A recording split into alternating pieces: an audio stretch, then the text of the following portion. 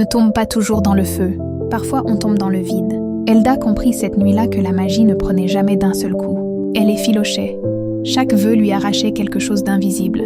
Pas la vie, pas le corps, mais ce qui faisait d'elle une humaine. Sa chaleur, sa capacité à pleurer, ses souvenirs lumineux. Elle se leva et se regarda dans le miroir. Sa peau était plus froide au toucher, son regard plus dur, et ses boucles, autrefois pleines de vie, semblaient perdre leur éclat. Elle soutint son propre reflet. Elle ne devenait pas une gardienne, elle devenait autre chose.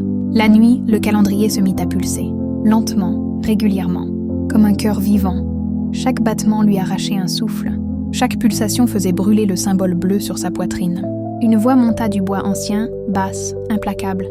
Le 24, tout se paie. Elda comprit alors, avec une clarté glaciale, le calendrier ne la guidait plus. Il se nourrissait d'elle. Liam apparut dans une vision. Son Liam, homme noir haïtien, la peau sombre et chaude, le regard profond, celui qui la faisait se sentir vivante. Il n'était ni enchaîné, ni prisonnier. Il était blessé.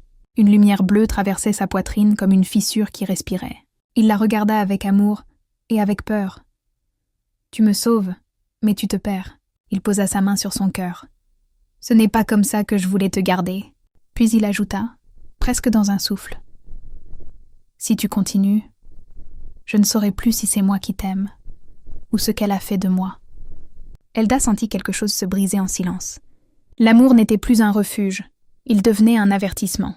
La voix de son père africain revint, grave, ancienne, chargée de vérité. Il lui révéla ce que personne ne lui avait jamais dit. Les gardiennes avaient autrefois un autre nom. Les anges du passage. Elles gardaient l'équilibre entre les mondes. Elles veillaient sans aimer, sans choisir. Mais certaines avaient voulu rester humaines, aimer désobéir, refuser la transmission, et elles étaient tombées. Un ange ne tombe pas en brûlant ma fille. Il tombe en se vidant de lumière. Elda ferma les yeux.